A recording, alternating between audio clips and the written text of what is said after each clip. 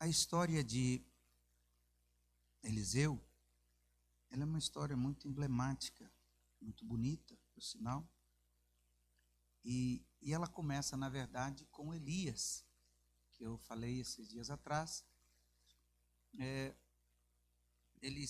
Elias um dia encontra com Eliseu e vê ele trabalhando no arado, com bois e carros de arado. E Elias joga a capa sobre Eliseu. Em outras palavras, Elias está dizendo: a partir de agora você foi chamado por mim, por Deus, para uma grande obra. E eu preguei sobre a diferença de quem é chamado por Deus e quem não é chamado por Deus. Então, a história de Eliseu nasce junto com Elias. E a verdade é que essa história de Eliseu nos remete a um pensamento dizendo: você sempre irá precisar de alguém, porque sozinho você não chegará em lugar algum. Porque nós necessitamos, se você lembrar até da história de Jesus, quando estava subindo para o Gólgota lá, aparece José de Arimateia e Cirineu, né? É Cirineu que aparece do lado e ajuda Jesus a carregar a cruz para chegar até lá. Você percebe que quando Jesus vai para o Getsemane, ele tinha 12, mas ele levou 13. E hoje é um culto da palavra. Nós precisamos aprender, na nossa jornada com Deus, a selecionar quem anda conosco. Eu costumo dizer que você precisa colocar cerca dentro de você. Eu tenho uma tia minha, que minha mãe sempre fala a respeito dela, eu conheço, irmã do meu pai. Sabe aquelas pessoas que não conseguem ficar um minuto quieto? Se ela entrar na fila do banco, ela não sabe quem está na frente dela, ela cutuca as costas da pessoa. Tudo bem? Tudo jóia? Qual que é o teu nome? Ah, fulano, tá. Pois é, a minha é tal. Olha, menina. A pessoa nem conhece. Ela fala: nossa, eu vim aqui, estou na canseira danada, meu marido em casa, aquela lesma, não sai de casa, meus filhos, é tudo problemático. A pessoa ficou olhando para ela e falou: menina, de onde tu veio? Então, nós precisamos aprender a selecionar pessoas na vida da gente. Jesus tinha 12. Quantos Jesus tinha? Mas dos 12 ele tinha 3, e de 3 ele tinha 1. Os que entram dentro da casa de Jairo é 3. Por que Jesus não chamou o Tomé para entrar dentro da casa do Jairo também? Porque Jesus conhece, sabia com quem andava. Falou: não, Tomé agora vai estragar o milagre, porque ele ia chegar a ver a filha de Jairo. Gente, ó, geladinho mesmo. A probabilidade de curar isso, de ressuscitar isso aqui é 0. E Jesus deixa só Pedro, Tiago e João andar com ele nesses lugares. Para o Getsemane, ele leva Pedro, Tiago e João. E na crucificação, quem está no pé da cruz de Jesus? João. Sabe o que Jesus está ensinando? Para conviver pode ter muita gente, mas na hora da dor, se sobrar um, levanta a mão para o céu e dá glória a Deus. Pastor, como que eu descubro o que sobrou na minha vida se é verdadeiro? É aquele que você não precisa se justificar quem você é para aquela pessoa. Aliás, deixa eu te ensinar algo sobre justificar. Para com essa questão de querer ficar se justificando toda hora para as pessoas. Porque quem te ama não quer justificativa. Você já tentou se justificar para quem ama você de verdade? Você fala: olha, eu estou passando por isso. Você acredita que estão falando isso? E sabe que a pessoa fala: peraí, por que você está falando para mim isso? Eu te conheço, para com essas coisas. E para quem não gosta de tu? Menino, você pode justificar a vida toda, quem não vai aceitar a sua justificativa. Então, se quem gosta de você não quer justificativa, porque conhece você, e quem não gosta de tu também não vai aceitar a sua justificativa, se justificar para quê? Então, é isso que nós precisamos entender. E aí, nesse momento, você precisa delimitar quem está do teu lado e quem não está. Pastor, e como eu descubro? Vou te dar um exemplo, tá? Chama 10 pessoas que você julga ser seu amigo. Conta o segredo, que também não é segredo, mas conta. Os 10, a mesma coisa. E você fala no final assim: não conta para ninguém, tá? Você vai descobrir que for vazando. Aquele ali é cagueta, tá fora. Esse aqui também, esse aqui fala à toa, esse aqui também. Você vai selecionando, você vai conseguindo começar a selecionar pessoas na sua vida. Por quê? Porque senão você começa a viver crises. Sabe aquelas pessoas que entram na tua vida, entra hoje, amanhã quer ser íntimo, depois da manhã já quer contar. Não, mamãe, peraí, só um minutinho, vamos devagar aqui. Até aqui você chega, daqui para lá você chega. Pastor, é muito injustiçado por isso. Porque qualquer coisa que acontece, mas eu não fiquei sabendo de nada. Nós perdemos a essência de igreja, de adorar a Deus, para virar um clube de reunião. Aliás, há muito tempo eu já faço isso. Eu não gosto de fazer reunião antes de culto, faço quando é extremamente necessário. Por quê? Porque tem pessoas que falam assim, pastor, eu precisava falar com tu. Sabe o que eu falo? Depois do culto. Pode ser? Pode ser. Porque às vezes na hora do culto Deus já vai falar com a pessoa, isso já aconteceu tantas vezes na minha vida, que acabou o culto, eu procurei a pessoa que quer falar comigo. Não, pastor, Deus já respondeu tudo na mensagem que eu precisava ouvir. Pronto, Deus resolveu. Aí se eu atendo a pessoa antes, às vezes o que eu vou pregar não tem nada a ver, mas vai virar alfinete para a pessoa. Acabei de falar com o pastor, ó. Já está batendo em mim na mensagem. Já. Então não vamos falar nada. Depois do culto eu te atendo. Porque você tem que colocar limite. Exemplo, você, mulher e homem. Tem minha amiga. Show de bola. Até aqui, tá, querida? Daqui para lá não entra, não. Daqui para lá. Tá bom? Então, você não precisa saber da minha intimidade. Você não precisa saber da minha casa. Você não precisa saber da minha família. Você não vai me ajudar em nada. Então, nós somos amigos para bater papo. Até que não entra no cercado meu da intimidade. Senão, depois você fica na mão de todo mundo. E grave isso. Todo mundo tem um melhor amigo que não é tu. Vou repetir. Todo mundo tem um melhor amigo que não é você. Como assim, pastor? Você tem aquela pessoa como melhor amigo, mas você precisa entender que aquela pessoa não tem você como melhor amigo. E tem outro. E nessa de melhor amigo, a torcida do Corinthians, do Flamengo, todinha está sabendo da tua vida. Então, um dia eu atendi um caso aqui, no gabinete. A pessoa, pastor, eu não sei o que eu faço mais, eu estou segurando. Eu não estou contando para ninguém, eu só ouvindo. Você conta então, o que é? Quando ela acabou de contar, eu falei, você tem certeza que ninguém está sabendo disso? Não tenho, pastor. As pessoas que eu confiei, que eu falei, é de extrema confiança. Tá bom, e cuidado. Você está achando que ninguém está sabendo, acho que as igrejas todinhas estão sabendo do teu caso. Por quê? Porque a pessoa conta para o melhor amigo tem outro melhor amigo, e assim vai. Então, primeiro, a Bíblia nos ensina que nós não podemos andar só. Só ninguém caminha. Mas quem anda contigo, você tem que pôr cerca na tua vida. Até aqui vem, até aqui não vem mais, esse daqui tem um pouquinho mais. E mesmo assim você se machuca, mas a beleza de servir a Deus é você continuar firme no propósito que Deus tem para a sua vida. E a Bíblia relata que às vésperas de Elias ser levado ao céu em uma carruagem de fogo, a batalha que vive com Elias, porque por 3 vezes Elias pede para Eliseu deixar ele embora. Por 3 vezes Elias fala, me deixa, eu preciso ir embora. Não, fica. Sabe o que quer dizer isso? Quem sabe o que quer não desiste com portas na cara. Vou repetir. Quem sabe o que quer não desiste com portas na cara. Eliseu, ele queria algo de Elias, e Elias sabia que o tempo dele estava findando. Mas Eliseu também sabia o que ele precisava. E ele lutou. Você vê a mesma situação com Jacó, que luta com o anjo a noite inteira, falou, eu preciso resolver minha vida. Eu não posso continuar do jeito que está indo mais. E essa batalha que enfrenta Elias, Eliseu, ao final, Elias sobe e Eliseu pede a porção dobrada de Elias, ele recebe, e dali para frente começa o ministério. Entenda. Quase todo mundo na nossa vida não foi feito para andar com a gente a vida toda. É ruim, né? Eu, particularmente, gente, todos sabem, a minha sala tem a foto dos meus pais. Eu não sei mais quantas cidades eu morei no estado de São Paulo na época do meu pai. Porque era 3 anos aqui, 4 anos ali, 5 anos aqui. Você pensa que é igual hoje? Quando você vai mandar um obreiro pastorear a igreja, pastor, eu vou orar para ver se Deus falou comigo. Menino, o telefone tocava, aliás, nem telefone tinha em casa naquela época, Marcelo, era orelhão. Nós morávamos no fundo da igreja de Bariri, o orelhão tocava e quem atendia saía gritando, por quem chamou. Aí o menino chama lá, bate lá, fala, ô, Saulo, sai para fora. Telefone pro teu pai aqui, ó. Era o pastor Lupercio. Sua Cássio, amanhã o senhor vai para Itapira. Sabe como nós sabíamos onde era o caminho? A lista amarela. Quem lembra da lista telefônica amarela? Aquela lá. Qual que é o DDD de lá, pastor? 19. Só um minutinho, deixa eu ver para que lado fica isso. Não tinha GPS, não tinha Waze, não tinha nada. Estava começando a sair aquele GPS quadradinho que botava no carro. Aquilo ali era um luxo para quem tinha aquilo. E você pensa que meu pai fala, vou orar para ver se é de Deus. Meu pai, que hora que tem que estar lá, pastor? Por 7h30 da noite. Ia todo mundo estar lá. Hoje, quando você fala, irmão, estou pensando em fazer, preciso orar a Deus, porque...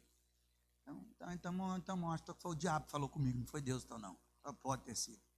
Então, mas, quando Eliseu recebe a convocação e ele recebe a porção dobrada, ele começa a viver. E ele estava em Gilgal.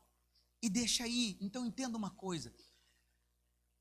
Nem todo mundo que está contigo foi feito para andar a vida toda contigo. Aliás, quem foi feito para andar contigo a vida toda é a tua esposa depois que você casou. Tu lembra da história de Jó? Deus arranca tudo de Jó, permite tirar. Até os filhos, só não arranca a mulher. Tu já notou isso? Olha, Deus está falando, eu te dou filho de novo. Mulher não. É essa aí, meu filho. Aguenta essa daí mesmo. Então, nem todo mundo que nasceu contigo vai andar contigo até o final. Por quê, pastor? Todo mundo vai dar problema? Não, é porque Deus tem plano separado.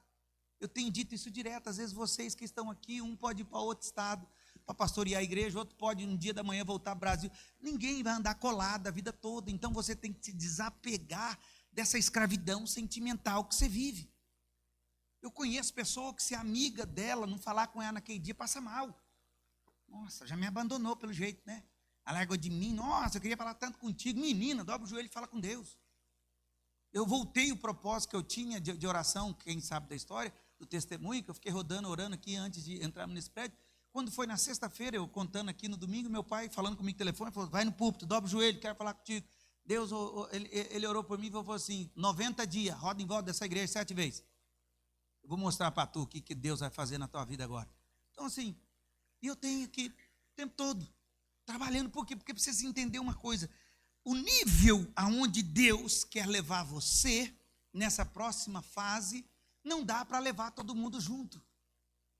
É natural, quando Deus resolve te levar para outro nível, que Deus, em primeiro lugar, começa a te afastar de pessoas.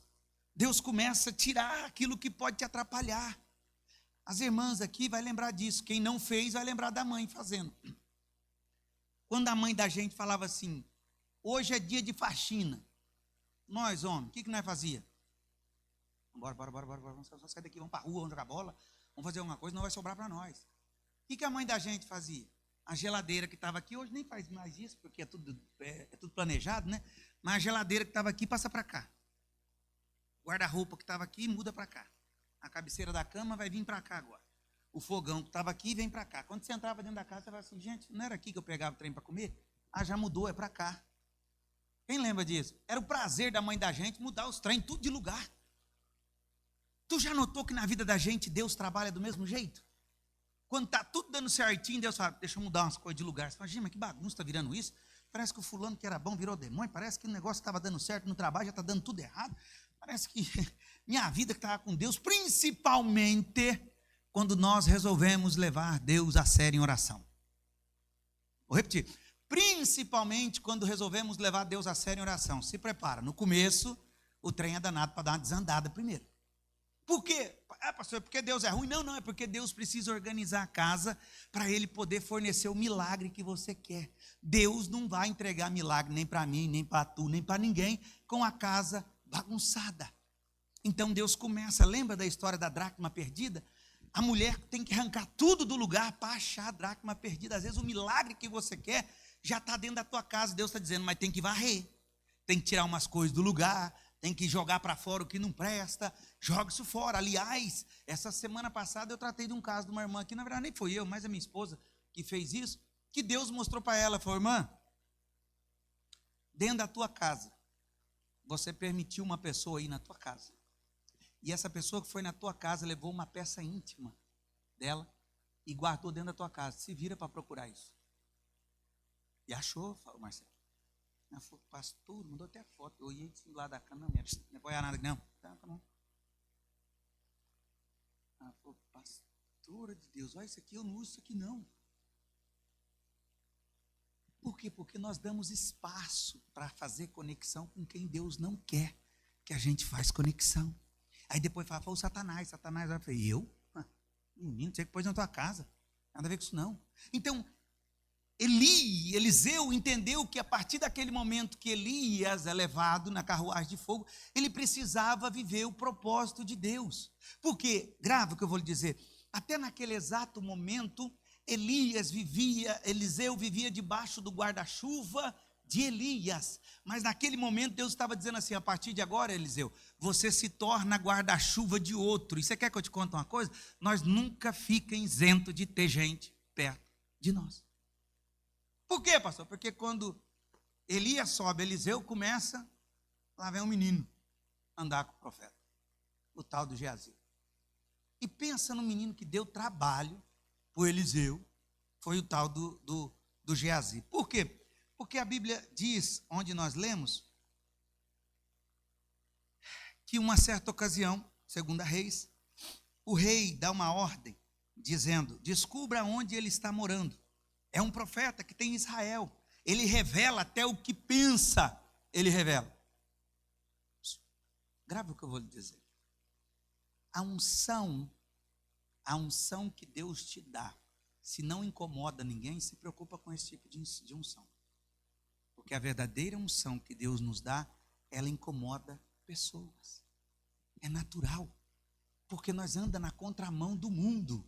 E deixa eu fazer um entre parênteses, eu falei na rádio hoje. Quem ouviu a rádio hoje? Levanta a mão. Parabéns, irmão. Hoje eu falei na rádio. Acho que vocês devem ter ouvido esse hino que lançou, que eu nem sei se pode chamar de hino, tal do Aue lá, do trem, Maria Sambor, uma loucura sem precedente. Eu tenho dito isso aqui na igreja diariamente. Você ouviu esse hino, Marcelo? Imaginei. O coro do hino, resumindo, fala, quando Jesus nasceu, quis dar essa conotação, mas o coro do hino fala que José dançou e que Maria sambou e papapá, uma loucura danada e tal, e a mulher com os colar de orixá no pescoço, umas roupas mais estranhas do mundo, e não fala de Deus em nada. A conotação que dá é que Jesus nasceu e José sambou, José dançou e Maria sambou. Nem sabia que naquela época já tinha esse ritmo, mas tudo bem. Eu disse hoje, tanta coisa está falando sobre isso, irmão, 2, 3 irmãos mandou mensagem, falou, pastor, o que o senhor acha disso? Eu falei, deixa eu responder no atacado, fica melhor. A igreja não precisa, a Bíblia em Mateus diz assim, seja prudente como a serpente, simples como a pomba. Romanos 12, verso de número 2, não vos conformeis com esse mundo. Sabe o que a palavra está dizendo? Nós precisamos ter muito mais prudência. E nós não precisamos adaptar o sistema do mundo para trazer gente para a igreja. Eu entendi que, até eu vi um depoimento do compositor desse hino aí, dessa música, não sei nem se pode chamar isso de hino, dia dessa música, ele falando, eu quis trazer o linguajar para o povo entender. Não, põe um negócio na tua cabeça. Quem quer aceitar Jesus, quem quer viver as coisas de Deus, ele não quer a semelhança do mundo dentro da igreja. Nós não precisamos parecer com o mundo para trazer as pessoas para dentro da igreja. Eu já disse isso, já me interpelaram, até adolescente, pastor, já que o senhor não gosta de pintar a igreja de preto, por que na hora do culto, mais do louvor, não paga a luz? Eu vi para falar, vamos ver qual que é a ideia, né, disso, o que leva a pensar nisso. Eu falei, por que você fala isso? O que passa para tu? Não, é porque quando apaga a luz, a presença vem. Eu falei, que tipo de presença? Eu já estou começando a ficar preocupado, meu filho. Só quando apaga a luz que vem a presença, eu falei, cuidado. Presença estranha, só vem no escuro? Eu falei, não, mas não, claridade, ó, vamos para a Bíblia. Quando Deus foi fazer tudo, a primeira coisa que ele falou, haja luz. Pronto. O que ele estava dizendo? Não faça nada no escuro, clareia. Adoração, Paulo ensina a igreja dizendo, o culto tem que ser racional, não precisa de trilha para dar glória a Deus, não precisa de efeito especial para dar glória a Deus, não precisa de tecnologia dentro da igreja para a presença de Deus entrar no nosso meio. Aliás, a Bíblia diz assim, onde tiver 2 ou 3 reunidos em meu nome, dando glória a Deus, eu estabeleci meu trono ali no meio, e me adorando, eu desço no meio de vocês, e falo com vocês, e movo a minha glória no meio de vocês. Tudo isso é bonito, é importante, a tecnologia, tudo isso, mas nada disso substitui a presença de Deus em nosso meio. E aí, terminando, eu disse para ele, deixa eu te explicar um negócio. Hoje, eu como pastor e outros pastores todos, luta para manter o que os que vieram antes de nós fizeram. Nós não fazemos nada. Estou falando pastor dessa geração não, vai nada, não. Quem já quebrou paradigma foi os que vieram antes. Na época do meu pai, quem carregava a Bíblia assim, ó, debaixo do braço, era a famosa rapadura debaixo do braço. Quem lembra disso? O povo andava com a Bíblia debaixo do braço, os crentes lá, as irmãs com os pelos da perna, parecendo uma taturana, assim, ó, indo para a igreja lá, os crentinhos indo para lá. É aquele povo que sofreu de verdade por causa do evangelho. Hoje é bonito falar que é crente. Aliás, tem artista que fala que é crente, dança para todo, canta música para todo mundo beber até cair, e no domingo de manhã vai para a igreja. Eu não entendo muitas coisas, mas então hoje a gente luta só para manter aquilo que os nossos que vieram antes de nós fez. Aliás, quem aqui tem mais de 15 anos que já serve a Deus? Levanta a mão. 20. Tá. Naquela época, tinha painel de LED? Sabe como botava as letras? Quem lembra? Mimeógrafo. Imprimia aquele trem no mimeógrafo, depois botava naquela tela transparente, jogava a luz assim, ó. E sem contar que a irmã tinha que ficar com aquela folha transparente mexendo, lembra disso? Tinha que ficar, como chamava aquilo, gente? Aquele trem que botava a tela em cima. Oi? Não, era um... Não, retroprojetor já é coisa nova. É antes disso.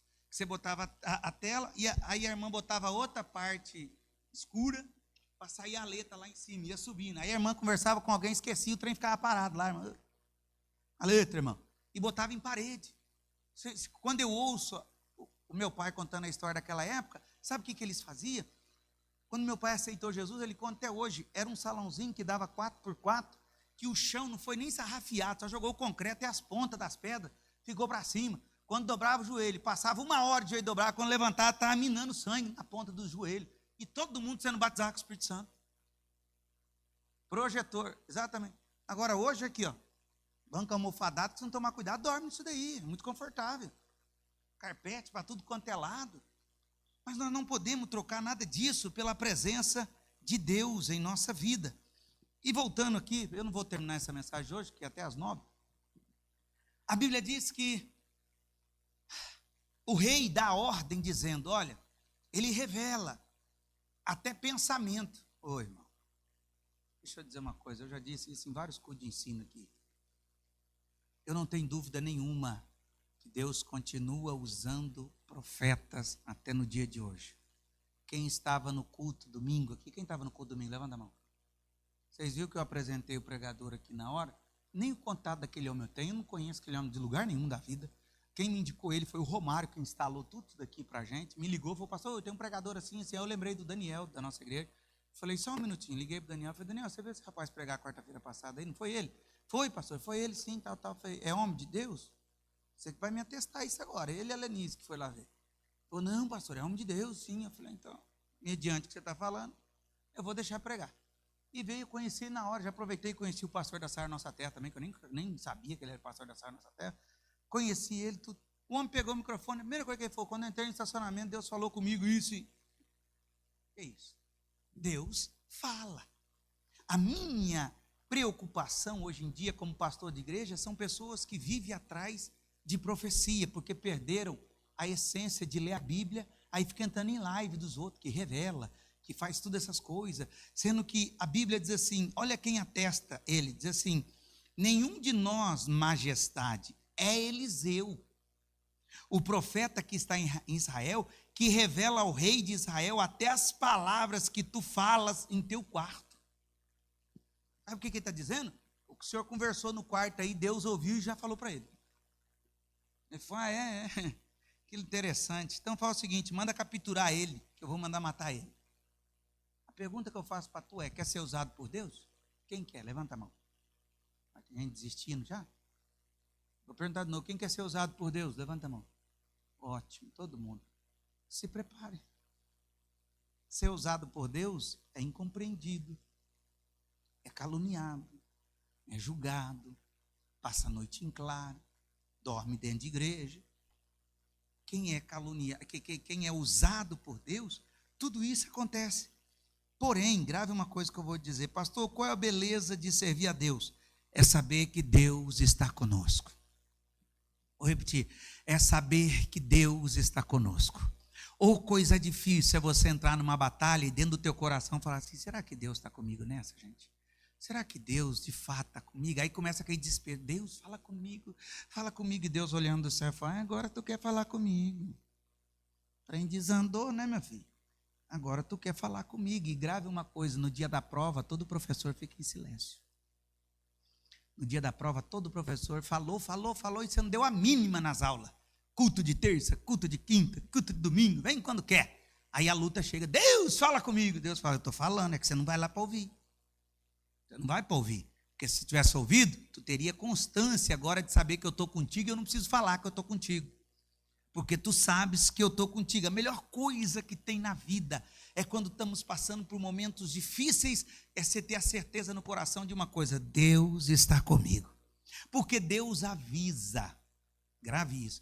Deus não permite sofrimento sem saber a vitória final, já o resultado final. E Deus nos alerta dizendo: olha, estou eu te provando. Por quê? Porque eu quero subir mais um degrau. Deus não investe. Deus não tem espírito de masoquista que tem prazer de fazer tu sofrer, não. Para cada sofrimento, Deus tem uma escola nova para nos ensinar, dizendo: agora você vai passar por outra e um degrau diferente Deus tem para a tua vida. Eu disse terça-feira passada isso daqui, tem gente que fica até escandalizado. Mas diga aí para quem está do teu lado: está em algum problema da vida? Não, diga mais forte, diga: está passando por algum problema na vida? Diga: se tiver, parabéns. Diga: se tiver saindo, tem uma ótima notícia para te dar. Tem outro chegando. A vida de quem serve a Deus é assim. Mas é de batalha em batalha que nós vamos crescendo no reino de Deus. É de luta em luta. Vamos ser sinceros, você já não passou luta que depois, lá na frente, você fala: por que eu chorei por causa daquilo, gente? Por que eu sofri daquele tanto por causa daquele problema que eu estava passando? Aí sabe o que você pensa? Se fosse hoje, eu resolveria tudo diferente. Aí Deus fala: não, mas aquele lá já foi, viu? Que está vindo é novo. Tu não tem experiência nisso, mas eu tenho uma convicção para te dar. Eu estou contigo nessa. Eliseu recebe a bênção de Elias, a porção dobrada, e junto já vem o Geazi junto. Aí você leu comigo que o rei falou assim: captura ele. Tu acha que o diabo não tem estratégia? Tu acha que o diabo não tem estratégia? O diabo trabalha 24 horas. Por isso que Jesus um dia falou assim: o meu pai trabalha até hoje. E eu trabalho também. Deus sempre teve problema com gente que dorme demais. Estou falando para você não dormir não. Mas dorme na hora certa. E fica de pé para lutar. Por quê? Porque Deus dá vitória para quem está acordado. Deus dá vitória para quem está na batalha. Ah, pastor, mas a Bíblia fala que enquanto a gente dorme, Deus trabalha. No período de descansar, sim. Agora, o que eu mais vejo hoje em dia é pessoas achando subterfúgio em medicações para ficar dormindo a vida toda, achando problema para resolver. Não resolve nada, não. O problema só adia e vai potencializando cada vez mais. Uma hora você vai ter que acordar e enfrentar o problema de frente. Uma hora você vai ter que acordar e falar: e agora? O que eu faço com isso? E Deus falando para tu, dizendo assim: eu tenho algo extraordinário para a tua vida, mas eu preciso que você esteja acordado. Eu preciso que você esteja de pé. E a Bíblia diz que o rei manda aquele mundaréu de cavalo, cavaleiro, tudo lá pronto para catar o Eliseu. Quem acorda? Geazi. Quando Geazi abre a porta, sangue de Jesus tem poder. Já bateu a porta. Meu Deus do céu. Imagino eu, o Geazi virando para o Eliseu, falando assim: ó, profeta, foi um prazer andar contigo, tá? Muito bom andar contigo. Mas infelizmente, pelo jeito, até eu vou pro ralo contigo numa dessas. Porque eles não vai isentar eu, e vai matar eu e tu também. Eu não sei onde é que eu estava com a cabeça. Tudo indo para a mesma direção. Nós se vê no céu. Sabe por quê? Porque tem gente que só anda do teu lado quando as coisas estão dando certo. Quando o trem desanda, eu nem conheço. É igual gato. Alguém tem gato em casa aqui? Depois de ser chateado. Gato não gosta de gente. Porque o mesmo carinho que ele faz na tua canela, ele faz no pé da mesa também. Tu já viu alguém assaltar uma casa e o gato pulou na frente, assim, para defender tua casa? Gato pula no telhado, só fica olhando lá de cima, assim. Não é nada meu aqui, se der para deixar o pano de saco aí para mim, tá ótimo. Pode levar o resto tudo embora. E o cachorro? O cachorro, chegou alguém para roubar, ele pula na frente, morre, toma tiro no peito, morre por causa do dono e gato. Nhão. Onde é que eu pulo para me livrar disso daqui? Você tem que começar a detectar quem anda contigo, se tem espírito de valentia ou se tem espírito de gato. Que na hora que alguém acusa você de alguma coisa, a pessoa fala assim: nem conheço. Deve estar devendo mesmo. É os gatos que andam atrás da gente. Agora, quem é leal de verdade, não, eu conheço, estou contigo aqui, ó. Você sabe qual que é o pior de tudo? Não é você enfrentar a luta, é você ter gente do teu lado que não acredita no Deus que você serve. Porque para o Eliseu, o problema não era os que estavam para o lado de fora. O problema era dentro da casa dele. Porque o Geazi vira para ele e fala assim: Olha, não dá nem para contar, viu, Eliseu? O tanto de gente que veio para catar só nós dois. Botou a carinha para fora e falou, gente, mas está morto. Não dá nem para sair daqui, Eliseu. Sabe o que Eliseu fala? Calma, garotinho.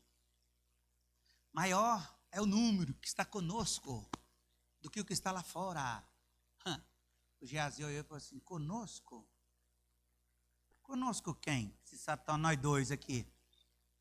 Conosco quem? Não estou vendo ninguém, não ser nós dois aqui dentro. Porque pior do que estar enfrentando guerra é ter gente do lado que não tem fé de enfrentar o que você está enfrentando. Antes do Eliseu resolver o problema externo, ele tem que resolver interno primeiro. Recebe essa palavra de Deus para a tua vida. Antes de você guerrear lá fora, resolve o primeiro interno dentro da tua casa. Vê se está todo mundo alinhado no mesmo propósito que você. Porque o Eliseu olha e diz assim, dobra o joelho aqui, meu filho. E o povo tudo lá fora esperando ele sair para matar eles. Acho que o Geazi olhou e falou, é sério que você quer mexer com oração agora? Vamos tentar achar faca, alguma coisa aí, pelo menos nós matar uma meia dúzia, o resto nós vemos o que faz. Ele falou, dobra o joelho aqui, meu filho. Senhor, abre os olhos desse garotinho, para ele ver o que eu já estou vendo. Duas coisas. Primeiro, entenda uma coisa, o que Deus fala com líder, às vezes não fala com liderado. Geazi não entendia isso. É por isso que todo líder, de qualquer situação, do trabalho, de igreja, de departamento, qualquer coisa, é incompreendido, porque o que ele vê, o outro não enxerga. O nosso irmão presbítero Marcelo, ele tem uma companhia, não sei se alguém trabalha com ele ou não, mas quando se tem alguém que trabalha, quando você fala para a pessoa fala assim, ele não vai conseguir fazer isso. A pessoa não entende que quem está na liderança do negócio sabe o que está fazendo. Então, o maior problema do Eliseu não foi os soldados que estavam do lado de fora para matar ele, foi o menino que estava andando com ele. Foi o menino que andando com ele, se não viu, pelo menos ouviu falar que o machado flutuou. Foi o menino que quando saiu para fora, o Naamã foi na casa dele, o Eliseu nem atendeu. E falou, vai lá fora, fala com ele. Vai para ir lá no Rio Jordão, tomar banho 7 vezes que ele vai ser curado.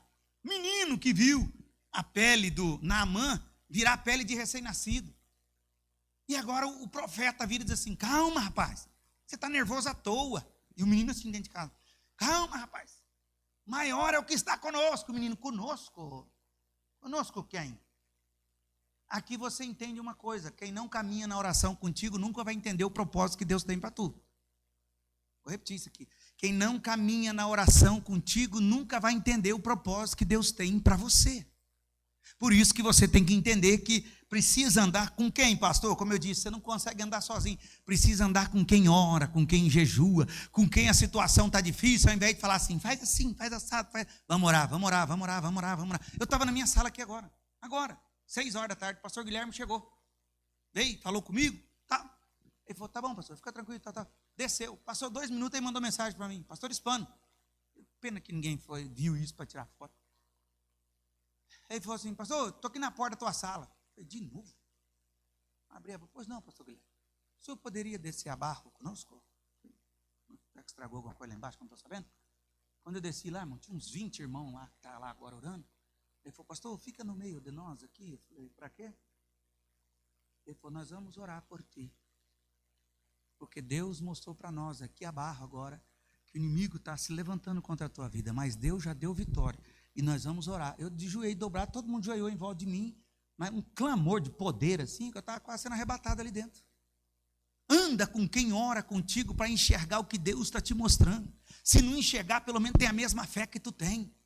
Para falar, calma, eu entro na guerra com oração contigo. Deus vai te dar vitória nessa batalha. Deus vai te dar vitória nisso. Tranquiliza teu coração. Esse tipo de gente, eu já sei no que vai dar, sabe de nada. Sabe nada.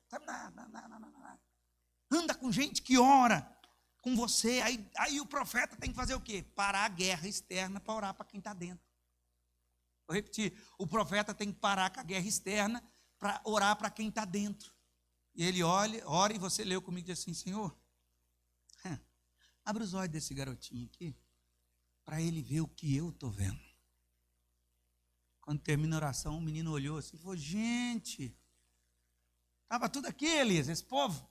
Estava, meu filho, já estava. Sabe o que Eliseu estava dizendo para o menino? tu não viu, mas ele já estava andando conosco todo esse tempo.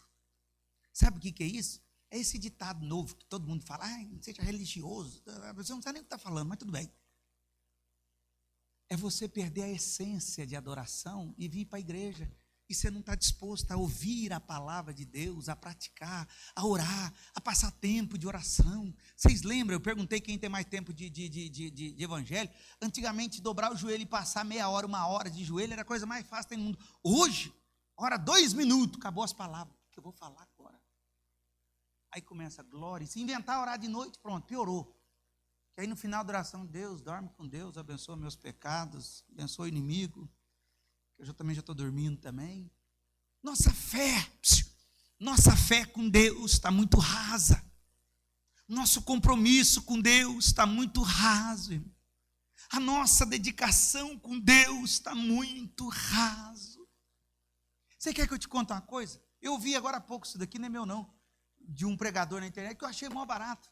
O Manuel da caneta azul, sabe? Caneta azul, azul caneta lá, aquela letra profunda que ele fez. O pastor pregando, ele falou que o homem é mais crente que o Sansão. E ele falando, eu tive que dar o braço a torcer para ele. Porque o Manuel, ele dando entrevista, ele falou que noivou e casou com a mulher, Marcelo. Uma mulher bonita, linda, formosa, um caboclo feio daquele. A mulher no primeiro dia começou a perguntar, como é que é a tua conta bancária? No segundo dia, cadê teus cartões de crédito?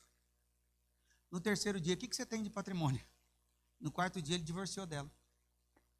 Porque ele entendeu que ela não gosta de mim, não. Ela quer saber o que eu tenho. E o Sansão? Brincando. Amarra minha mão agora. Amarra 2 vezes. Ai, pronto, arrebentou. Amarra de novo. O Manuel é mais esperto que o Sansão da Bíblia. E a gente está rindo, nós está igualzinho o Sansão. Brincando com coisa séria. Faz propósito de oração, até esquece que tem que orar. Faz propósito de jejum, esquece que tem que jejuar. A vida com Deus é muito rasa. Por quê, pastor? É muito corrido. Calma. Se você começar a falar que a tua vida está muito corrida, você não tem tempo para Deus, Deus vai parar você. O pastor Johnny falou um negócio aqui que eu achei mó barato. Ele falou, irmão, se você estiver vindo na igreja e parar naquele semáforo ali, que ficou vermelho, e alguém mandar mensagem para tu, e falar, rapaz, eu tenho um serviço para tu agora. Você está a menos de 1.000 metros para chegar na igreja, para vir para o culto. Eu tenho um serviço para tu agora, vou te dar $500, mas tu tem que vir agora, sabe o que você fala? Manda Deus para o inferno e vai pegar o serviço, ainda fala que foi providência de Deus para a tua vida. Por quê? Porque para você vale mais o dinheiro do que vir para a casa de Deus adorar o Senhor. É esse tipo de evangelho raso que está dentro da casa do profeta Eliseu e não consegue ver o que o profeta está enxergando. Eu já vivi com pessoas que andou assim, com o Davi Miranda, da Deus e Amor, que trabalhou com ele, um amigo meu por nome de Sandro, morava dentro da casa do Davi Miranda praticamente, e dirigia aquelas caravanas antigamente para o Davi Miranda. Ele falou, Saulo, ele dobrava o joelho na sala dele 8 horas da noite, ele só parava de orar de verdade 8 horas da manhã do outro dia. Quando ele não tinha mais nada para falar, ele falava, Deus, eu sei, a noite toda. Hoje, você fala, dobra o joelho, irmão. Parece que tem um troço no joelho dos irmãos, assim, que é 2 minutos, estou sentado, não estou aguentando ficar em pé. Deus entende, cuidado. Para com esses negócios. Deus entende o quê? A preguiça?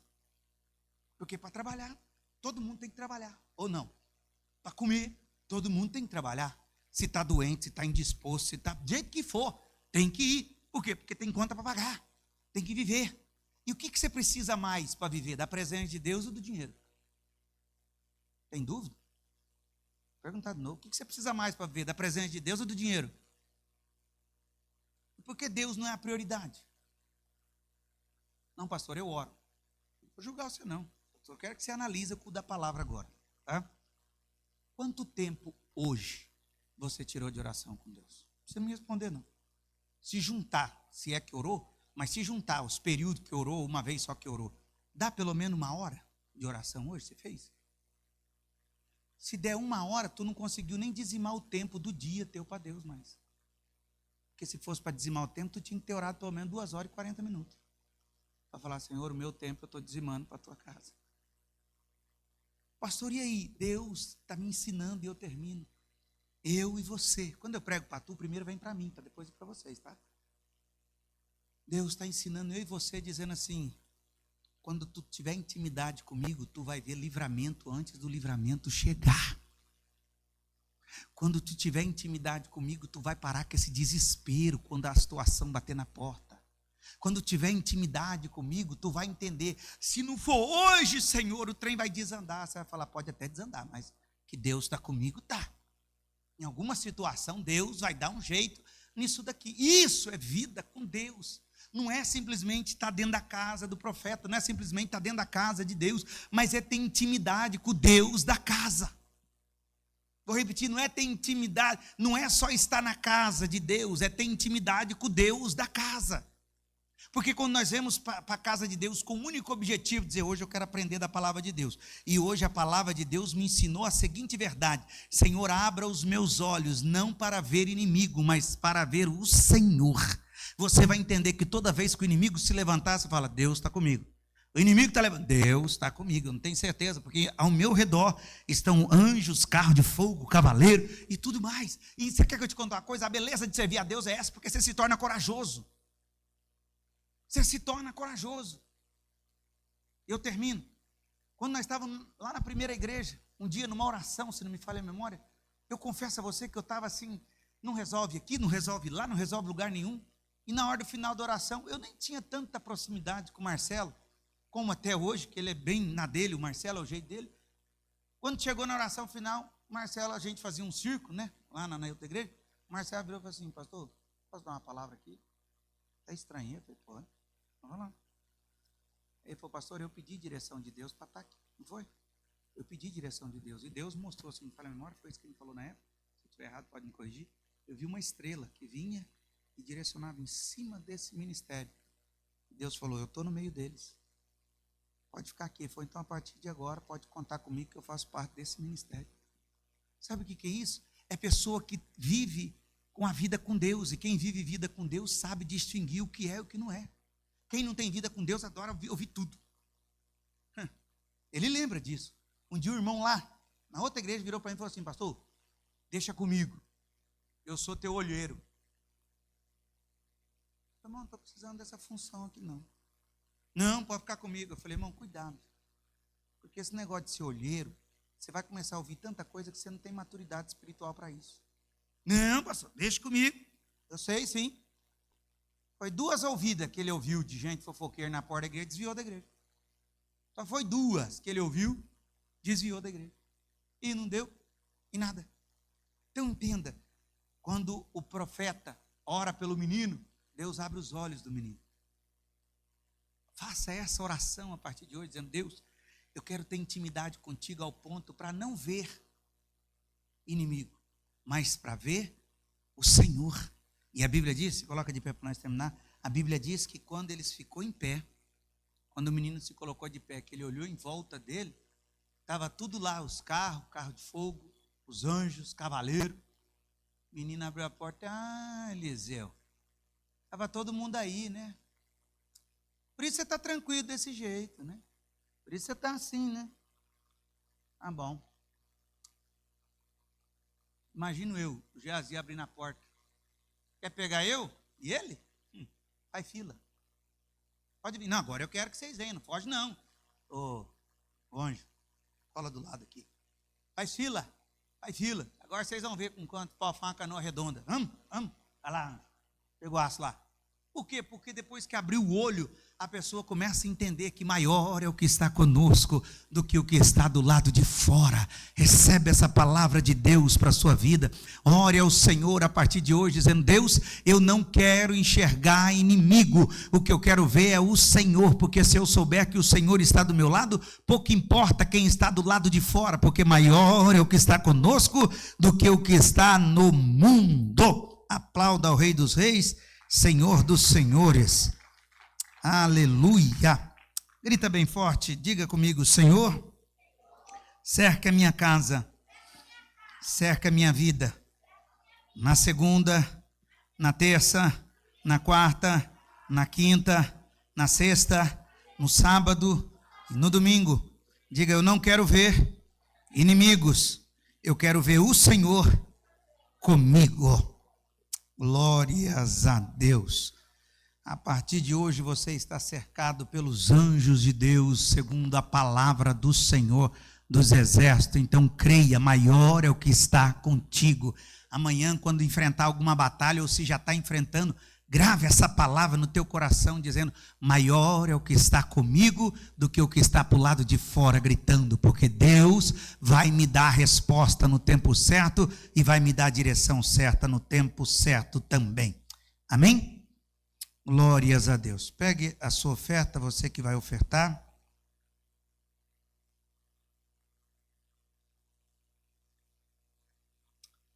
Pegue a sua oferta.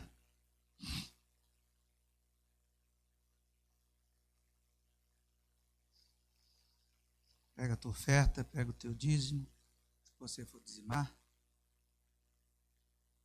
curva teus olhos.